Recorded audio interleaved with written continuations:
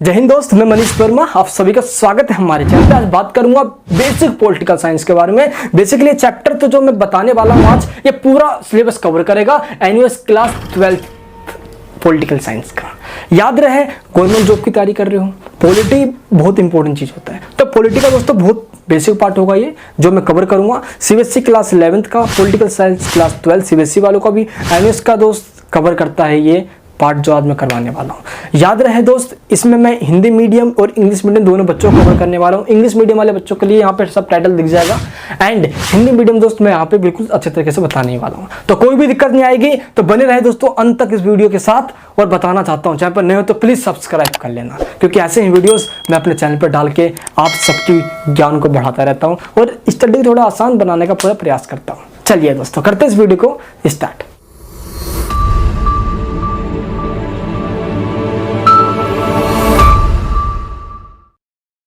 तो political science से related जितने भी आपके मन में कोई डाउट है, कोई भी कंफ्यूजन होता है, वो सारी प्रॉब्लम्स आज दूर हो जाएगी इस वीडियो के बाद।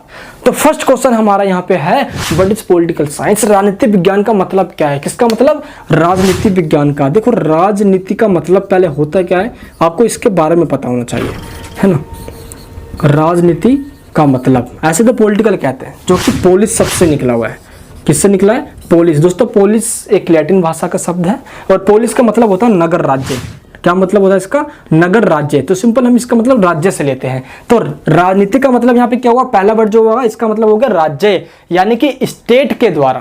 किसके द्वारा? स्टेट के द्वारा जो भी नीति या कानून या पॉलिसीज बनाई जाती है, उसी को राजनीति कहा जाता है। अब यहाँ पे विज्ञान वर्ड भी जुड़ रहा है। देखो, राजनीति हमने समझ लिया, राज्य के द्वारा या स्टेट के द्वारा जो भी पॉलिसीज बनाई जाती है, लॉज बनाए जाते हैं, वो राजनीति कहलाता है। राज्य के द्वारा बनाई गई नीति, प्लस यहाँ पे विज्ञान वर्ड जुड़ा हुआ है। अब इसका मतलब क्या हुआ? यानी कि जब हम विज्ञान वर्ड इसमें जोड़ेंगे तो साइंस क्या करता है? देखो सोचो, देखो हम कोई भी चीज रटेंगे नहीं है, मेरा काम रटवाना बिल्कुल भी नहीं होता। मैं फैक्ट बताऊंगा, अपने आप खुद समझ जाओगे। अरे सच में यार, आंसर तो ऐसा निकलता है। देखो, विज्ञान करता क्या है? आज जब हम साइंस को देखें हम, तो विज्ञान चीजों की खोज करता है और नई नई चीजों के बारे में बता के हमारे प्रॉब्लम को सॉल्व करता है। विज्ञान यही तो करता है। तो ये हुआ कि राज्य के द्वारा जो भी कानून बनाए गए हैं, वो तो राजनीति, वो तो पॉलिटिकल हो गया। अगर राज्य के द्वारा जो कानून बनाए गए हैं उसके कारण कोई डिस्ट्रीब्यूट हो जाता है, कोई विवाद, कोई समस्या, कोई प्रॉब्लम्स क्रिएट होती है, तो यही राज्य उसका सॉल्यूशन भी लेकर आता है, जिसके कारण से राजनीति के साथ विज्ञान वर्ड जोड़ा जाता है। और इसलिए ये बन गया कॉम्बिनेशन राजनीति विज्ञान। क्या हुआ? राजनीति विज्ञान। जोश के साथ पढ़ो, वरना बोर हो जाओगे, बड़ा मजा नहीं आएगा। पढ़ते जाना, अच्छे से बता रहा हूं ना आपको। राजनीति विज्ञान का मतलब क्या हुआ? राज्य के द्वारा जो भी कानून बनाए गए हैं, प्लस समाज में जो भी डिस्ट्रीब्यूट है, या राज्य के द्वारा जो कानून बनाए गए उसके बाद का डिस्ट्रीब्यूट हुआ, तो उनका भी समाधान लेकर आना राजनीति विज्ञान कहलाता है। कानून बनाना प्लस कोई भी समस्या क्रिएट होती है तो उसको सोल्व करना पॉलिटिकल साइंस कहलाता है। समझ में क्लियर है? चलिए,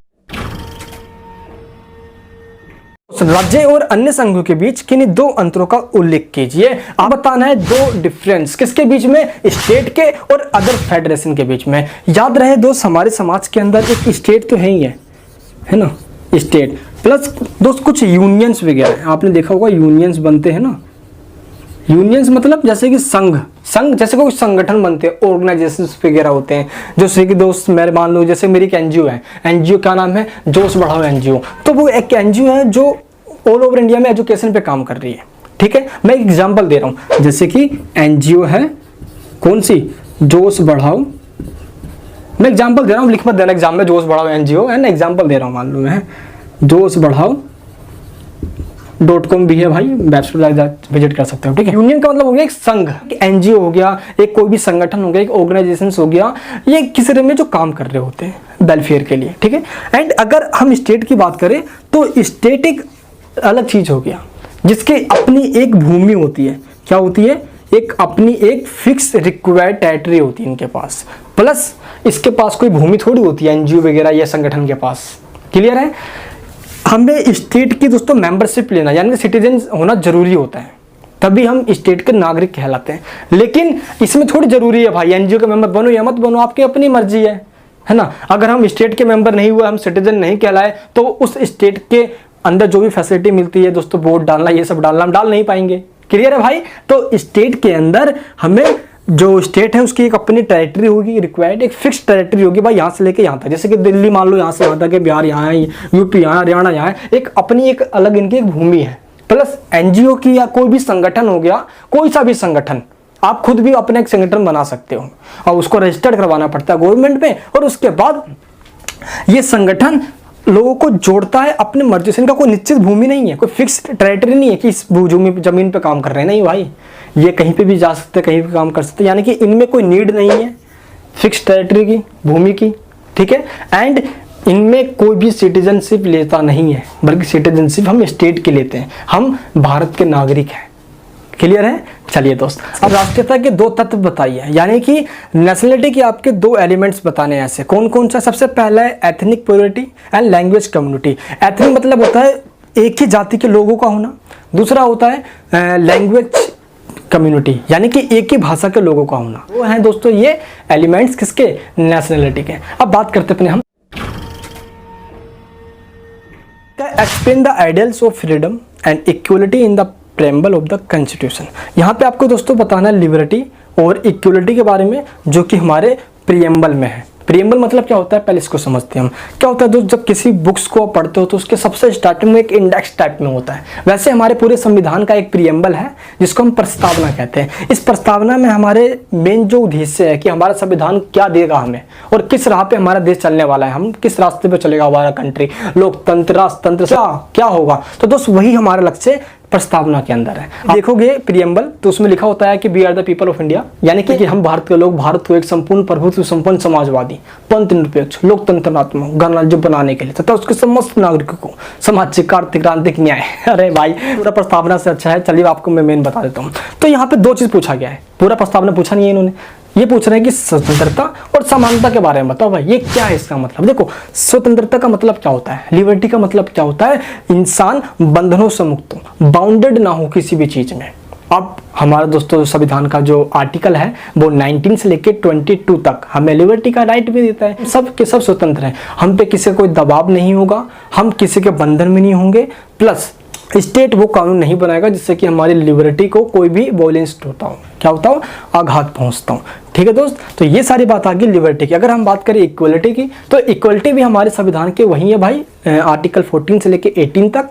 हम दोस्तों धर्म, जाति या रिलीजन्स पे, कास्ट पे या लैंग्वेज के या बर्थ के, इनके बेस पे कभी भी डिस्क्रिमिनेट नहीं किया जा सकता हमारे साथ। एंड नौकरी में हो गया, इन सब में कोई भेदभाव नहीं होगा दोस्तों। छुआछूत यानी कि अस्पृश्यता, अनटचेबिलिटी को पहले ही एंड किया जा चुका है आर्टिकल 17 के तहत। तो यही सब बात है, आपको ये बताना है कि सभी व्यक्ति भारत में कानून के नज़रों में समान हैं, किसके साथ कोई भेदभाव नहीं किया जाएगा। ये है right to equality, equality before the law, equal protection of law.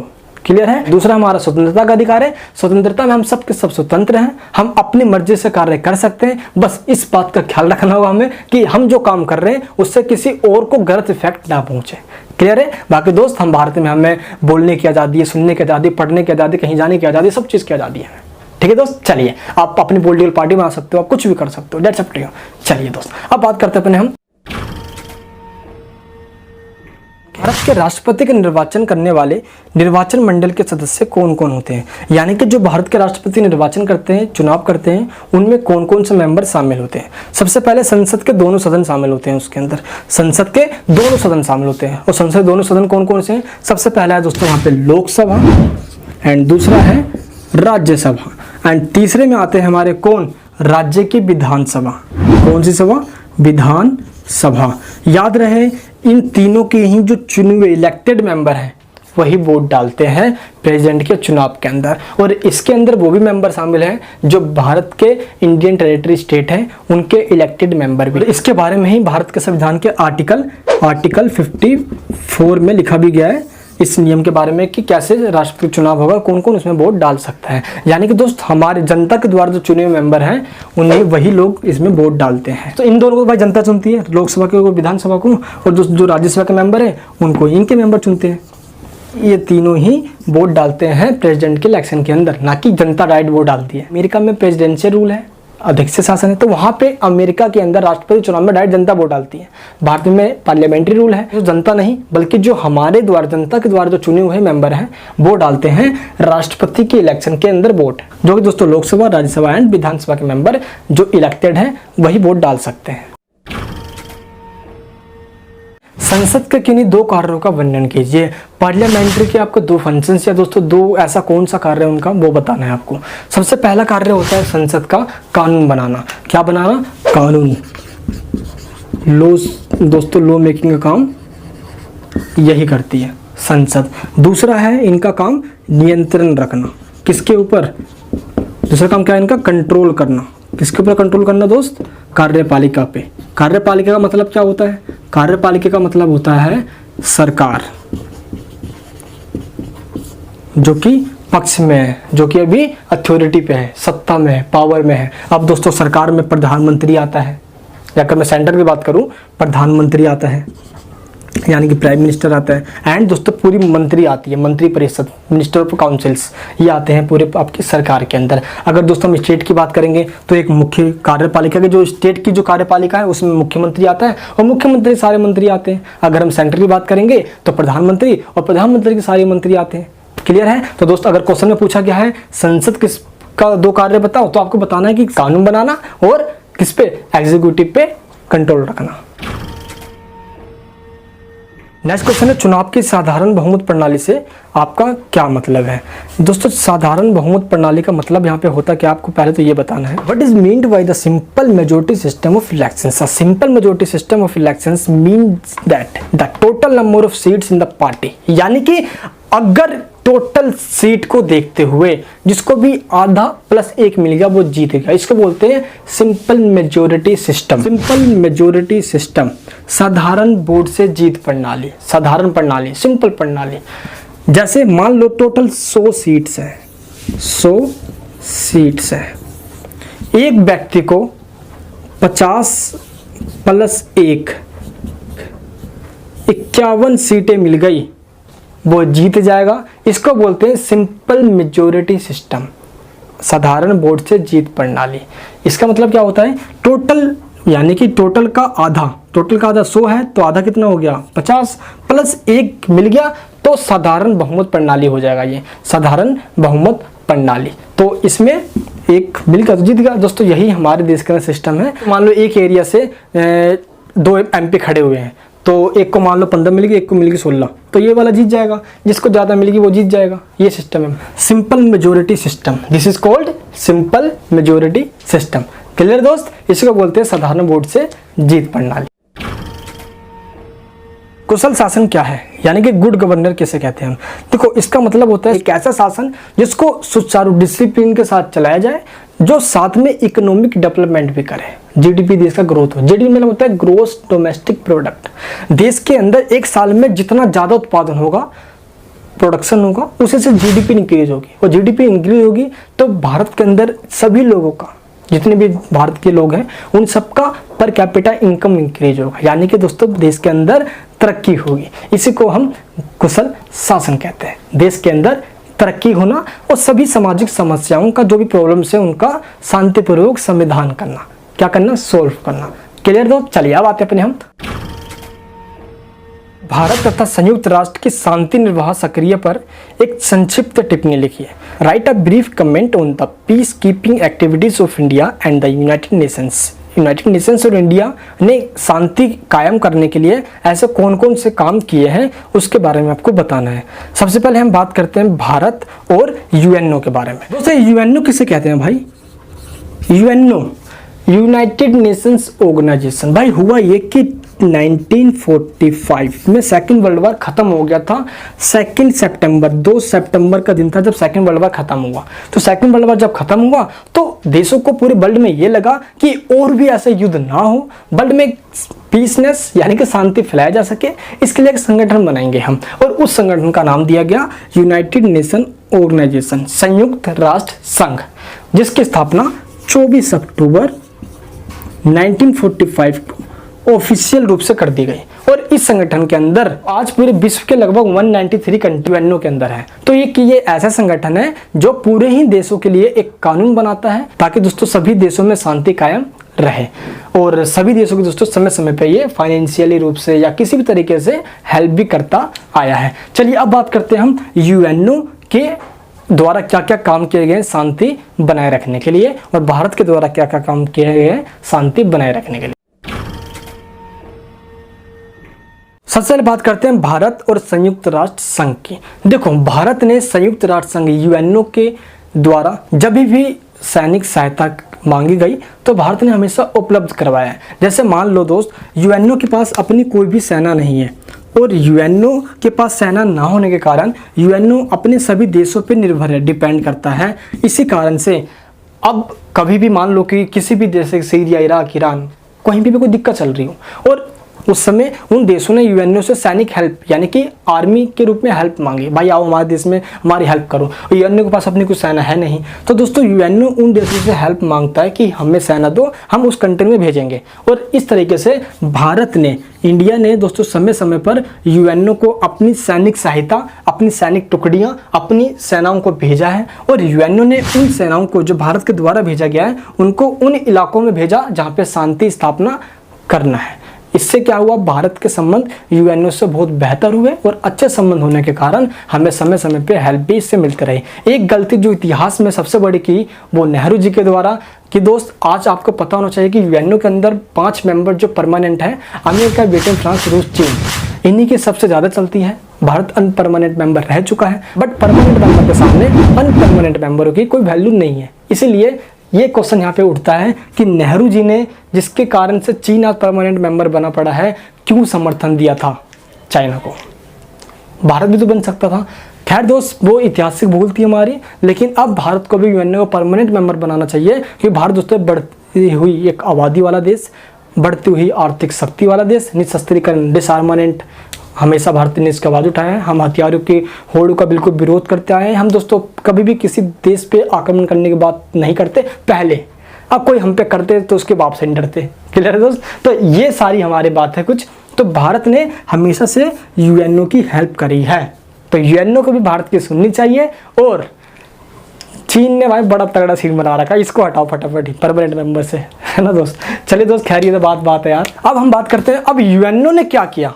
अभी दोस्तों भारत ने यूएनओ के लिए किया, अब यूएनओ ने आगे क्या किया? कहीं पे शांति तो कायम की होगी। चलिए दोस्तों एक एक करके मैं सारे पे पॉइंट्स बताता हूँ आपको। एक बात और, मैंने आपको बताया कि यूएनओ 24 अक्टूबर को बन गया था 1945 1945 में, और भारत जस्ट दोस्तों 30 अक्टूबर को ही भारत यूएनओ का मेंबर बन गया था। तो इससे हम कह सकते हैं भारत संस्थापक सदस्य है ना, शुरुआत से इसका मेंबर रहा है, और समय समय पे सैनिक और फाइनेंशियल रूप से भी हेल्प की है, यूएनओ ने भारत की हेल्प की है। तो दोस्तों ये है आपका पहला संबंध भारत और यूएनओ के बीच में। अब हम बात करते हैं यूएनओ ने विश्व के तमाम देशों में शांति कायम करने के लिए क्या क्या किया है। इससे पहले यूएनओ ने 1948 में एक छोटा सा दोस्तों दल बनाया, सैनिक दल बनाया, और अरब इजराइल जो युद्ध चल रहा था इनके बीच में, उनमें शांति कायम करने के लिए भेजा। एंड दोस्त दूसरा 1949 में यूएनओ ने एक संगठन बनाया था UNOGIP। इस संगठन का मतलब था कश्मीर में जो विवाद चल रहे हैं उसको सॉल्व करवाना, ताकि भारत और पाकिस्तान शांति से रह सके। इसके बाद 1956 में मिस्र में विदेशी सेनाओं को बाहर निकलवाने के लिए यूएनओ ने अपनी सेनाएं भेजी। एंड फोर्थ में आप ये बताना कि शीत युद्ध के बाद यूएनओ ने शांति कार्यों में तेजी ला दी, और अभी भी जैसे कि अफगानिस्तान हो गया दोस्तों, अभी मिडल ईस्ट के कंट्रीज हमारे हो गए, इराक, ईरान, सीरिया, कुछ ऐसे कंट्रीज में यूएनओ अपनी सैनिक टुकड़ियों को भेजता रहा है ताकि शांति कायम किया जा सके। चलिए दोस्तों बात करते हैं अपने हम किसी राज्य में राष्ट्रपति शासन लागू किए जाने के क्या प्रभाव होते हैं। राष्ट्रपति शासन का मतलब होता है जब किसी भी राज्य के अंदर कोई भी सरकार सही से ना चल रही हो, या सरकार ने अपनी मेजोरिटी लॉस्ट कर दी हो, खो दी हो, और सरकार गिर गई, और उसके कारण से उस राज्य में राष्ट्रपति शासन, संविधान के आर्टिकल 356 याद रहे, आर्टिकल दोस्तों 352 से लेकर 360 तक भारतीय संविधान के अंदर आपातकालीन इमरजेंसीज के जो प्रावधान हैं, जो प्रोविजंस हैं, उसके बारे में बताया गया है। जब किसी भी इंडियन स्टेट के अंदर मेजोरिटी की सरकार ना हो, पहला रीजन। एंड दूसरा, जब सरकार किसी भी रीजन से गिर जाए, सरकार अच्छे से काम ना कर पा रही हो, अनसर्टेनिटी का माहौल बन चुका हो उस स्टेट के अंदर, प्रधानमंत्री की सजेशन के अनुसार, सलाह के अनुसार राष्ट्रपति उस राज्य में राष्ट्रपति शासन लागू कर सकता है। और ये आर्टिकल 356 के अंदर प्रोविजन दिया गया है। अब इसको लागू करने के बाद क्या होता है, प्रभाव यानी कि इफेक्ट क्या पड़ता है। राष्ट्रपति मुख्यमंत्री के नेतृत्व वाली मंत्रिपरिषद को भंग कर देता है, यानी कि राष्ट्रपति क्या करता है, जो चीफ मिनिस्टर है और जो काउंसिल ऑफ मिनिस्टर है, इसको हटा देता है एंड सरकार के कार्य अपने हाथ में ले लेता है। अब सारे काम राष्ट्रपति के द्वारा, यानी कि दोस्तों राष्ट्रपति का एक एजेंट होता है स्टेट के अंदर जिसको राज्यपाल कहते हैं, उसके द्वारा सभी काम किए जाते हैं। राष्ट्रपति घोषणा कर सकता है कि राज्य विधायिका की शक्तियों का प्रयोग संसद करेगी। अगर राष्ट्रपति चाहे तो ये बोल सकता है कि सेंट्रल जो संसद है, पार्लियामेंट है, वो उस स्टेट का कानून बना सकती है, बट याद रहे ये राष्ट्रपति जब कहेगा संसद को तभी ऐसा होगा, वरना सारा काम राष्ट्रपति के अनुसार यानी कि राज्यपाल ही करेगा। दोस्तों प्रेसिडेंट का एक एजेंट होता है, वो है राज्यपाल। उस राज्य का काम वही संभालता है राज्यपाल जब राष्ट्रपति शासन लागू हो जाता है, और सभी रिपोर्ट राष्ट्रपति को सौंप देता है वो कि ऐसे ऐसे यहाँ पे काम चल रहा है। ठीक है दोस्त, तो मुख्यमंत्री और मंत्रिपरिषद को हटा दिया जाता है, यानी कि चीफ मिनिस्टर और काउंसिल मिनिस्टर को हटा दिया जाता है। दूसरा काम, उस स्टेट के सभी काम राष्ट्रपति के द्वारा राज्यपाल करता है, यानी कि गवर्नर करता है। एंड राष्ट्रपति चाहे तो उस स्टेट के सभी काम को या कानून को लागू करने का अधिकार भारत की पार्लियामेंट यानी कि संसद को भी दे सकता है। संसद को यह अधिकार है कि वो उस राज्य के कानून बनाने का अधिकार राष्ट्रपति या प्रेसिडेंट को दे दे, या राष्ट्रपति जिसको भी बोले उसको दे दे। तो जब संसद की एक्टिविटीज नहीं चल रही होती है, पार्लियामेंट जब नहीं चल रही होती है, तो उस समय राष्ट्रपति यानी प्रेसिडेंट देश का उस राज्य का सभी काम अध्यादेश के द्वारा करता है। दोस्तों अध्यादेश का मतलब होता है जब संसद की कार्यवाही नहीं चल रही हो, जिसको राष्ट्रपति प्रधानमंत्री के सलाह पर लागू कर सकता है, और जब संसद का सत्र चालू होता है तो उस अध्यादेश को कानून का रूप दे दिया जाता है, यानी कि फिर इसको लागू कर दिया जाता है। यानी कि अध्यादेश यानी कि आधा आदेश, इसका मतलब यही हुआ ना यार कि संसद की कानून बैठक चल नहीं रही है, इसलिए इसको टेम्परेरी रूप से लागू कर दिया जाता है, और जो संसद की बैठक चलती है तो इसको ऑफिशियल रूप से लागू कर जाता है। याद रहे अध्यादेश की वैल्यू उतनी है जितनी संसद एक कानून पास करती है। ये तो भाई राष्ट्रपति शासन लगने के बाद एक राज्य की हालात क्या होता है वहां पे। देखो 352 जो लगता है वो लगता है युद्ध के कारण, जब भारत का किसी और कंट्री के साथ वॉर हो जाए, युद्ध हो जाए, जैसे कि पाकिस्तान बांग्लादेश के साथ जब युद्ध हुआ था तो उस समय लगाया गया था, चीन के साथ युद्ध हुआ था तो उस समय भी लगा था, है ना। एंड 360 तब लगता है जब देश के अंदर फाइनेंशियल रूप से क्राइसिस आ जाए, संकट आ जाए, पैसों की किल्लत दिक्कत आ जाए, तब ये लगता है। दोस्तों भगवान की शुक्र है कि भारत के अंदर आज तक ऐसी नौबत नहीं आई कि इसको लगाया गया हो। चलिए दोस्तों बात करते हैं अपने हम राज्य के राज्यपालों की विधायी शक्तियों का वर्णन कीजिए। यानी कि दोस्त क्वेश्चन में सिर्फ राज्यपाल के विधायी शक्ति के बारे में पूछा गया है। अब पहले बात करते हैं राज्यपाल होता क्या है ये। देखो दोस्त राज्यपाल का मतलब होता है जैसे कि राष्ट्रपति होता है सेंट्रल गवर्नमेंट के लिए, राष्ट्रपति होता है कहाँ दोस्तों, सेंट्रल केंद्र के लिए, कि केंद्र सरकार में जो भी प्रधानमंत्री या दोस्तों संसद के द्वारा जो भी कानून बनाया जाएगा उस पर राष्ट्रपति जब सिग्नेचर करता है, प्रेसिडेंट के द्वारा जब सिग्नेचर किया जाता है तो वो लागू हो जाता है, इंप्लीमेंट हो जाता है। ठीक दोस्तों, इसी प्रकार से राज्य के लिए एक एजेंट होता है जिसको कहा जाता है राज्यपाल। केंद्र का एजेंट राष्ट्रपति होता है, एंड दोस्तों राज्य का एक एजेंट के रूप में जो पूरा जो काम कर रहा होता है राज्यपाल। यानी कि दोस्तों राष्ट्रपति राज्यपाल की स्थिति और केंद्र राज्य की स्थिति एक दोनों ही अलग अलग सिचुएशन में अलग अलग होती है। भारत में राज्यपाल यानी कि जिस प्रकार केंद्र में राष्ट्र का प्रमुख राष्ट्रपति होता है, उसी प्रकार राज्य में राज्य का जो मुखिया होता है वो राज्यपाल होता है। याद रहे राज्य का मुखिया तो राज्यपाल है और देश में देश का मुखिया राष्ट्रपति है। यानी कि बिल्कुल साफ है, भारत में पार्लियामेंट्री सिस्टम है, संसदीय शासन है। सिस्टम के अकॉर्डिंग ये होता है कि जो देश का प्रमुख है वो सरकार के प्रमुख के अकॉर्डिंग कार्य करेगा। सेंट्रल में सरकार का प्रमुख प्रधानमंत्री है, प्राइम मिनिस्टर है, एंड स्टेट के अंदर सरकार का प्रमुख चीफ मिनिस्टर है। क्लियर है? तो इसके अकॉर्डिंग वो काम करते हैं। तो राष्ट्रपति और राज्यपाल की तुलना आसानी से की जा सकती है, आप आसानी समझ सकते हो, दोनों ही सेम पावर इन दोनों के पास। ठीक है। राज्य का जो राज्यपाल होता है वो केंद्र की सिफारिश पे राष्ट्रपति के द्वारा चुना जाता है। राज्यपाल भी 5 साल के लिए चुना जाता है, जैसे राष्ट्रपति भी 5 साल के लिए चुना जाता है। राज्यपाल चाहे तो इस 5 साल से पहले भी राष्ट्रपति को इस्तीफा दे सकता है किसी भी वजह से, एंड राज्यपाल का कार्यकाल 5 वर्ष से पहले अगर विवाद में आ जाए तो भी उसको इस्तीफा देना पड़ जाता है। बात करते हैं राज्यपाल के कार्य क्या होते हैं। मेन कार्य क्या होते हैं गवर्नर के। देखो, प्रत्येक राज्य का राज्यपाल वहाँ लोकतांत्रिक रूप से चुनी जाती है और सरकार का संचालन में महत्वपूर्ण भूमिका निभाती है। इसलिए हम कह सकते हैं कि भारतीय संविधान के आर्टिकल 153 से लेकर 162 तक इनमें एक राज्यपाल के कार्यों के बारे में बताया गया है कि राज्यपाल कौन कौन से कैसे कार्य करेगा। राज्य के राज्यपाल की भूमिका कम से ज़्यादा बताऊं मैं तो राष्ट्रपति की जैसी ही होती है, मैंने आपको पहले बताया है। और राज्यपाल राज्यों के लिए राष्ट्रपति की ही भूमिका निभाता है। जैसे कि राष्ट्रपति केंद्र में निभाता है देश का मुखिया के रूप में, वैसे राज्यपाल राज्य के मुखिया के रूप में भूमिका निभाता है। तो यानी कि राष्ट्रपति और राज्य के राज्यपाल दोनों की स्थिति सेम है, कंडीशन सेम है। ठीक है दोस्त, तो राज्यपाल के जो कार्य हैं उसको 4 भागों में बांटा गया है। कार्यकारी, विधायी, वित्तीय और न्यायिक, इन चारों कार्यों में बांट दिया गया है। क्वेश्चन में से विधायी पूछा गया, बट मैं चारों ही बता दूंगा ताकि आपको दिक्कत बिल्कुल भी ना आए आगे। कार्यकारी की पहले हम बात करेंगे। राज्य का संवैधानिक प्रमुख होने के नाते राज्यपाल को कई ऐसे महत्वपूर्ण कार्य करने होते हैं, जैसे कि बहुमत दल के जो नेता है उसको मुख्यमंत्री के रूप में नियुक्त करना होता है। फिर दोस्तों राज्य के जो मंत्रिमंडल है इसको बनाना होता है, जो कि मुख्यमंत्री की सलाह के अनुसार ही बनाई जाती है। साथ ही दोस्तों राज्य के जो महाधिवक्ता है, राज्य लोक आयोग के जो अध्यक्ष है, इनकी नियुक्ति भी राज्यपाल ही करता है। बात करते हैं विधायी शक्तियों की, जो कि क्वेश्चन में पूछा भी गया है। राज्यपाल के पास राज्य की विधानसभाओं की बैठक बुलाने की शक्ति होती है। समय समय पर इसकी बैठक को वो रोक भी सकता है। दोनों सदनों यानी कि विधानसभा और विधान परिषद, जहाँ पे भी विधान परिषद, टोटल 7 राज्य में भारत के विधान परिषद है, बाकी सब जगह विधानसभा ही होती है। इन दोनों की दोस्तों संयुक्त बैठक भी बुला सकता है, विधानसभा और विधान परिषद के दोनों की एक साथ। यहाँ विधानसभा के अंदर जो भी विधेयक पारित किया गया है उसको राज्यपाल रद्द भी कर सकता है, या तो रिव्यू के लिए भारत के राष्ट्रपति के पास भेज सकता है। इसका अर्थ यह है कि राज्य विधानसभा में कोई भी विधेयक राज्यपाल की अनुमति के बिना पास नहीं हो सकता। राज्य में आपातकाल के दौरान किसी भी प्रकार का अध्यादेश जारी राज्यपाल ही करता है।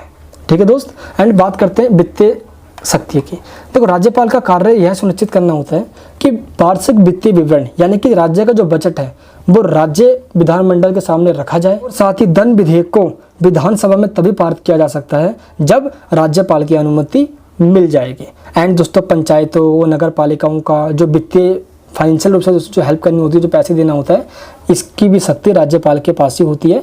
ये राज्य वित्त आयोग के द्वारा इसको पैसे प्रोवाइड करवाए जाते हैं।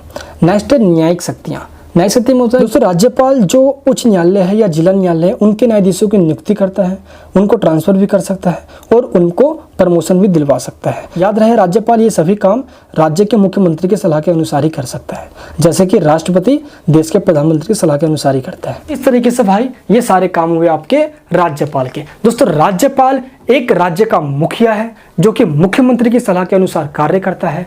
आर्टिकल 153 से लेकर 162 तक आर्टिकल में राज्यपाल के सभी कार्य बताए गए हैं जिसके अनुसार राज्यपाल काम करेगा। राज्यपाल राज्य का मुखिया, याद रहे, राष्ट्रपति पूरे देश का मुखिया है। ठीक है दोस्त, चलिए सार्वभौमिक वैश्विक मताधिकार के अर्थ और महत्व को बताइए। सार्वभौमिक वैश्विक मताधिकार के बारे में आपको यहाँ पे बताना है। Explain the meaning and importance of universal adult suffrage, यानी कि पहले बात करते हैं हम जनता के उस अधिकार को मताधिकार या फ्रेंचाइज या सफरेज। याद रहे फ्रेंचाइज या सफरेज का मतलब एक ही होता है, क्या, वोट डालना, यानी कि मताधिकार, जिनके द्वारा वह अपने प्रतिनिधियों का चुनाव करते हैं। यानी कि जनता अपने प्रतिनिधियों का चुनाव करते हैं, इसको हम फ्रेंचाइज या मत अधिकार के नाम से जानते हैं। अपने नेताओं को चुनाव करना। मत अधिकार जो एक वर्ड है दोस्तों अंग्रेजी के फ्रेंचाइज या सफरेज वर्ड से बना है। ये फ्रेंच भाषा के फंसे शब्द से लिया गया है जिसका अर्थ होता है स्वतंत्र, और सफरेज शब्द लैटिन भाषा के सफारगारी शब्द से निकला है जिसका अर्थ मत देने से है। इस प्रकार मत अधिकार का मतलब नागरिकों के उस अधिकार से है, लोगों के उस अधिकार से है जब वह अपने प्रतिनिधियों का चुनाव मतदान करते हैं और राज्य का शासन चलाने के लिए नेताओं को चुनते हैं। यानी दोस्तों सिंपल यह है, मत अधिकार का मतलब होता है हमारे पास मत मतलब वोट देने का अधिकार होना, इसको हम मत अधिकार कहते हैं, जो कि दोस्तों फ्रेंचाइज अंग्रेजी में और सफरेज फ्रेंच भाषा में इसको हम जानते हैं। तो ये आपको पता होना चाहिए। अब बात करते हैं, सबसे पहली बात तो ये कि जब राज्य के सभी नागरिकों जो वयस्क हैं, वयस्क मतलब होता है भारत के वे नागरिक जो 18 या 18 से प्लस हों, उन सभी वयस्क या एडल्ट फ्रेंचाइज प्राप्त होता है, यानी कि मताधिकार उनको प्राप्त होता है। ना ही उनको किसी भी आधार पर, चाहे जाति, धर्म, संप्रदाय, वर्ग, वंश, शिक्षा, संपत्ति, लिंग, इनके बिना भेदभाव के उनको वोट डालने का अधिकार दिया जाता है।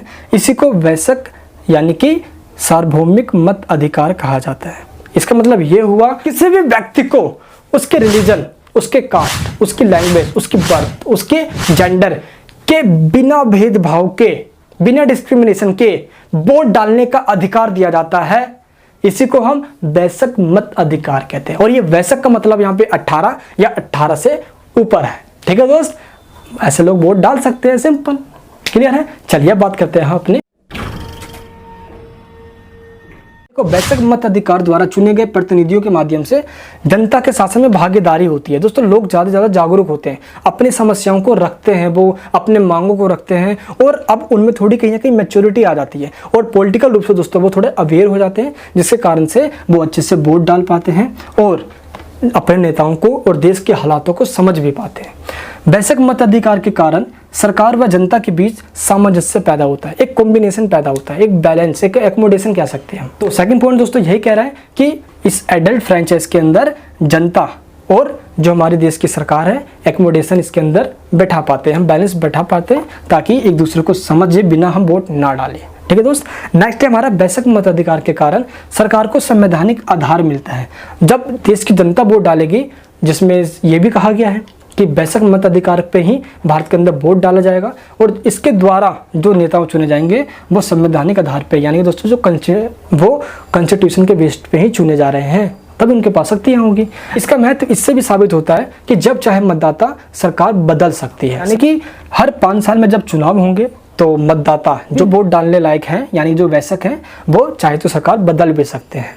वयस्क मताधिकार से नागरिक की प्रतिष्ठा में वृद्धि होती है, देश में क्रांति की संभावना नहीं रहती है। यानी कि हम कह सकते हैं कि वयस्क मताधिकार से नागरिकों जो इच्छुकता है ना, जैसे मान लो दोस्त जो 18 साल का होगा या 18-19 में जो स्टार्टिंग या जो पहली बार जो वोट डालेगा, वो कितना एक्साइटेड होता है, यार मैं तो पहला वोट डालूंगा यार। भारत में ऐसा देखा जाता है अक्सर। अभी दोस्तों मैं 20 साल का हूँ, जब दोस्तों मैंने फर्स्ट टाइम वोट डाला था तो मैं सोचता मैं भी वोट डालूंगा यार। तो हम भी एक समय वहाँ पे क्या करते हैं कि एवेल्यूट कर पाते हैं कि किस गवर्नमेंट को हम वोट डालें या नोटा को डालते डायरेक्टली, तो ये हमारे पास एक एक्साइटमेंट होती है।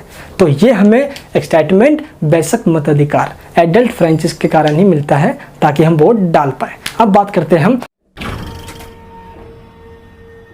सबसे पहली बात, वो भारत का नागरिक हो, उसने 18 वर्ष की आयु पूरी कर चुका हो, किसी गंभीर अपराध के लिए न्यायालय द्वारा दंडित ना किया गया हो, यानी कि उस पर दोस्तों न्यायालय का कोई केस ना चला हो जुडिशरी के अंदर, एंड वो पागल ना हो, सिंपल मानसिक रूप से वो स्वस्थ हो। ठीक है दोस्तों, तो ये सारी पॉइंट हो गए कवर हमारे सार्वभौमिक वयस्क मताधिकार का अर्थ भी बताया हमने कि क्या मतलब होता है। मतलब इसका सिंपल यह है कि ना किसी भेदभाव के वोट डालने दिया जाना, यही हमारा सार्वभौमिक वयस्क मताधिकार है। सार्वभौम, सभी को बिना किसी भेदभाव के वोट डालने का अधिकार देना। ठीक है, तो हम इससे जागरूक होते हैं, हमें इस समय मैच्योरिटी आ जाती है, तो हम अच्छे से अपने नेताओं का सिलेक्शन भी कर पाते हैं कि हमें क्या सही है क्या गलत है, इसके बारे में हम समझ भी पाते हैं, अच्छे से वोट भी दे पाते हैं, पॉलिटिकल रूप से हम दोस्तों अवेयर भी हो पाते हैं, जानकारी भी मिल पाती है हमें। चलिए दोस्तों बात करते हैं अपने हम क्षेत्रीय राजनीतिक दलों की भूमिका और महत्व का वर्णन कीजिए। Describe the role and importance of regional political parties. Regional political parties का मतलब यहाँ पे क्या होता है, चलिए एक एक करके समझते हैं। रीजनल पॉलिटिकल पार्टी का मतलब होता है जो किसी भी रीजनल 1 या 2 स्टेट में हो, जैसे कि आम आदमी पार्टी दिल्ली के अंदर है, तो ऐसे ही जैसे समाजवादी पार्टी यूपी के अंदर है, RJD राष्ट्रीय जनता दल बिहार के अंदर है, JDU, तो ऐसे ही ये सब रीजनल पार्टीज हैं, इन्हीं को मिला के रीजनल पार्टी बनती है। इनकी योग्यताएं रीजनल पार्टी बनाने के लिए अलग होती है। बात करते हैं रीजनल पार्टी कौन बन सकती है, उनके पास क्या होना चाहिए। सबसे पहली बात तो ये, एक रीजनल पार्टी बनने के लिए जिसने लोकसभा के आम चुनाव में या उस राज्य के विधानसभा के चुनाव के अंदर जितने भी वोट पड़े उसका 10% वोट उस पार्टी को मिला हो, तो दोस्त वो पार्टी रीजनल पार्टी बन सकती है। सेकंड रिक्वायरमेंट यह है कि जिसने राज्य विधानसभा में 2 सीटें प्राप्त किया हो, उस दल को विधानसभा की कुल सीटों की 3% सीट मिली हो या 3 सीटें, इनमें से जो भी ज़्यादा हो उसको अगर मिल गया हो, तो चुनाव आयोग उस पार्टी को एक रीजनल पार्टी या क्षेत्रीय पार्टी के रूप में मान्यता दे देता है। एक बात याद रखना यार कि भारत एक डाइवर्सिटी वाला कंट्री है, जहाँ पे अलग अलग तरह के लोग, उनकी धर्म अलग है, उनकी जाति अलग है, उनकी भाषाएं अलग है, तो उन्हीं जातियों और उन्हीं भाषाओं को रिप्रेजेंट करने के लिए अलग से पार्टियाँ भी बहुत है भारत के अंदर। जैसे तमिलनाडु के अंदर DMK हो गया, बिहार के अंदर आरजेडी हो गया, जेडीयू वगैरह हो गए दोस्त, यहाँ पे ये रीजनल पार्टी बन चुके हैं इस समय, है ना। जैसे यूपी में समाजवादी पार्टी है दोस्त, यहाँ पे बहुजन समाज पार्टी, मायावती, तो अलग अलग इनकी पार्टियाँ हैं। ये अपने भाषा के आधार पे बने हुए हैं या धर्म जाति के आधार पे बने हुए हैं, जितनी पार्टियाँ वगैरह होते हैं ये। तो इन्हीं के कारण से भारत में आज क्षेत्रीय पार्टियां, रीजनल पार्टी हैं, जिनका महत्व आज बढ़ चुका है। सेंट्रल गवर्नमेंट में जब गवर्नमेंट बनाई जाती है, जब उनको सीट नहीं मिलती तो इन्हीं छोटी छोटी पार्टियों के साथ वो गठबंधन कर लेते हैं। आया समझ में। तो भारत में क्षेत्रीय पार्टी बनाए जाने का कारण ये है कि भारत के अंदर डाइवर्सिटी है, अलग अलग धर्म, जाति, संस्कृति लोगों के होने के कारण उनके नेताओं के द्वारा जो उस विशेष धर्म और जाति के लोगों को देखे, जिसके कारण से वो पार्टी बना लेते हैं। उस राज्य में सरकार बनाने से पहले अपने आप को एक रीजनल पार्टी, क्षेत्रीय पार्टी के रूप में चुनाव आयोग से मान्यता दिलवाते हैं, जिसके लिए टोटल सीटों का 2 सीट उसको मिला हो या लगभग 6% वोट प्रतिशत उसको मिल गया हो, तो दोस्त वो क्या बन सकता है, क्षेत्रीय पार्टी बन सकता है। अब बात करते हैं, भारत विश्व का सबसे बड़ा लोकतांत्रिक गणराज्य है। इस नाते इस देश में प्रत्येक व्यक्ति, जाति, वर्ग और समाज की आवाज़ सत्ता के केंद्र तक पहुंचे, इसके लिए एक अलग से व्यवस्था होना चाहिए, जिसके लिए क्षेत्रीय दल राष्ट्रीय दलों के लिए एक बड़ी चुनौती बनते जा रहे हैं। क्षेत्रीय दलों के कारण इन राष्ट्रीय दलों को कई राज्यों में इनका सहारा लेना पड़ता है। दोस्तों मैंने अभी आपको बताया, जब सेंट्रल गवर्नमेंट में बहुमत नहीं मिलता तो ये क्षेत्रीय पार्टियों से ही गठबंधन करते हैं। जैसे कि दोस्तों बीजेपी भी मान लो कई छोटी छोटी पार्टियों को मिला के गठबंधन किए हुए हैं, बेशक अपनी बहुमत मिल जाती है। और दोस्तों भारत का जब इतिहास उठा के देखोगे आप, तो कई क्षेत्रीय पार्टी को दोस्तों 90s के बाद, यानी कि 1990s के दशक में, डिकेड में काफ़ी सारी दोस्तों छोटी छोटी पार्टियों के साथ गठबंधन अलायंस बना के सरकार बनाई गई है। भारतीय जनता पार्टी जो वर्तमान में केंद्र की सत्ता में भी है दोस्तों, वो भी कई पार्टियों को मिलाकर बनी हुई है, जिसको दोस्तों हम एनडीए कहते हैं, राष्ट्रीय जनतांत्रिक गठबंधन। क्षेत्रीय दलों के बढ़ते प्रभाव ने इन राष्ट्रीय दलों के समक्ष संकट पैदा कर दिया है और वर्तमान राजनीति में क्षेत्रीय दलों की भूमिका बहुत तेजी से बढ़ते जा रही है। तो दोस्तों हम महत्व इसी बात से इनका जान सकते हैं, इनका महत्व आगे बढ़ता जा रहा है। और दोस्त ये अपने भाषाओं के लोगों को, अपने धर्म के लोगों को, अपने क्लास, अपने वर्ग के लोगों को जो उनकी आवाज़ें हैं दोस्तों, उनकी आवाज़ों को उठाते हैं और इनसे हेल्प भी मिलती है आवाज़ों को उठाने में।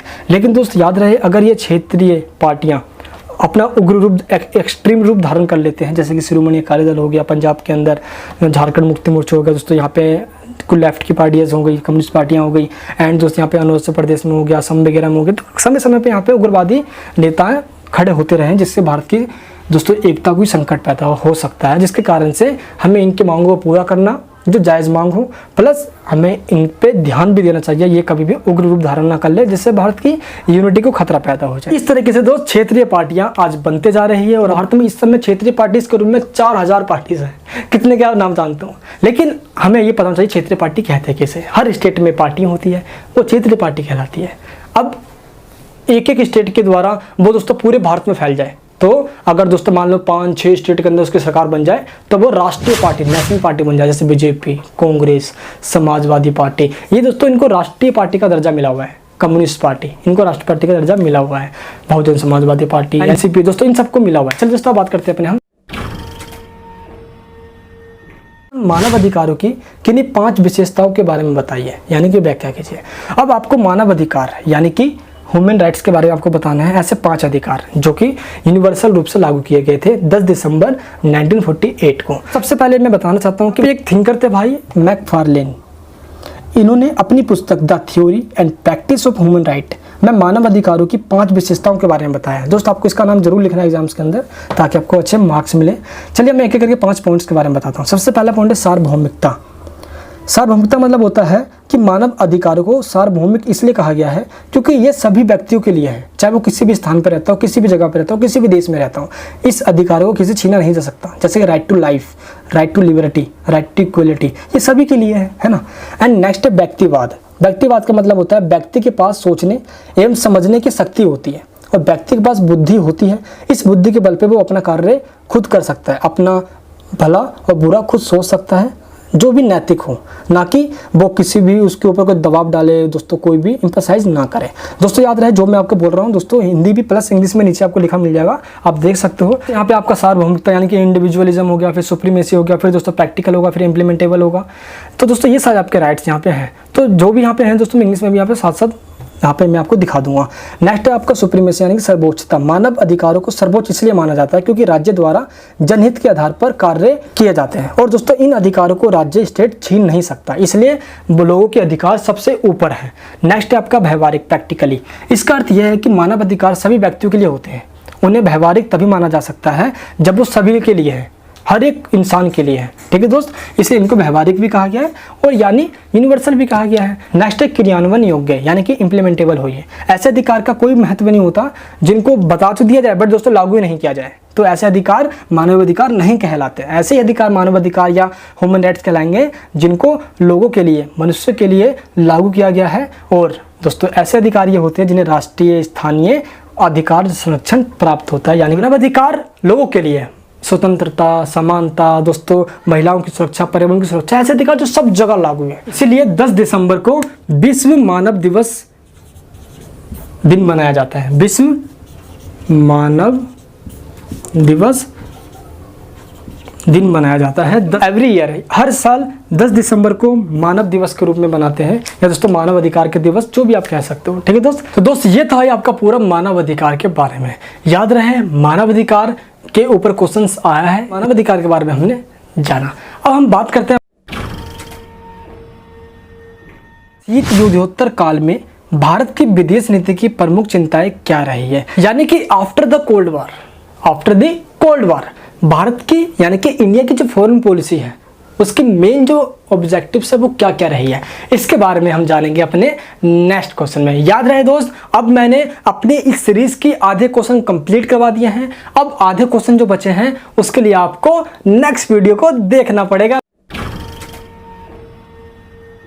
तो दोस्तों एक मुहिम को थोड़ा सफल बनाओ यार, चैनल को सब्सक्राइब करो, रेड बटन को तोड़ो फोड़ो जो करो, बस वो दबाना चाहिए यार। और दोस्तों लाइक बटन को थोड़ा दबा देना ताकि मोटिवेशन मिल जाए, ये सारे पसीने थोड़े काम आ जाए यार, क्योंकि मजा नहीं आता जीने में जब तक आग ना लग जाए सीने में। दोस्तों पानी से नहाने वाले तो लिबास बदलते हैं, अरे पसीने से नहाने वाले तो इतिहास बदलते हैं। चलिए दोस्तों मिलता हूँ नेक्स्ट वीडियो में। याद रहे मैंने अभी क्वेश्चन बता दिया है कि after the cold war Indian foreign policy क्या थी, इसके बारे में बताओ, जो कि दोस्त हमारा नेक्स्ट वीडियो का फर्स्ट क्वेश्चन होगा। उसके बाद हम सारे क्वेश्चन नेक्स्ट वीडियो में खत्म कर देंगे। इस वीडियो के अंदर हमने ये पार्ट खत्म कर दिया। दोस्तों सारे ही क्वेश्चंस के नोट्स के लिंक नीचे वीडियो के डिस्क्रिप्शन बॉक्स के अंदर है, आप वहां से ले सकते हो। और अगर आप एनएस क्लास 12th के अंदर हो तो दोस्त पूरे ही पॉलिटिकल साइंस के नोट्स, जिसको गोल्डन सीरीज कहा जाता है, जिसमें पूरे chapter wise important questions and last year के पेपर सॉल्व होते हैं, आप वो ले सकते हो, जिसका लिंक मैं नीचे वीडियो को डिस्क्रिप्शन बॉक्स में दे रखा है। चलिए दोस्तों मैं मिलूंगा नेक्स्ट वीडियो में इन सभी क्वेश्चन को कंटिन्यू करते हुए। चैनल को सब्सक्राइब करें, वीडियो को थोड़ा शेयर कर दे, सभी को बता दो भाई मनीष वर्मा आ चुका है, मैं पॉलिटिक्स लेके आने वाला हूँ, गवर्नमेंट जॉब्स की भी तैयारी करवाने वाला हूँ, ताकि आप सब अच्छे से पढ़ सको और चीज़ों को आसानी से समझ सको। बढ़ाओ हाथ मनीष वर्मा के साथ, भगाओ डर, बने डर। जय हिंद, जय भारत।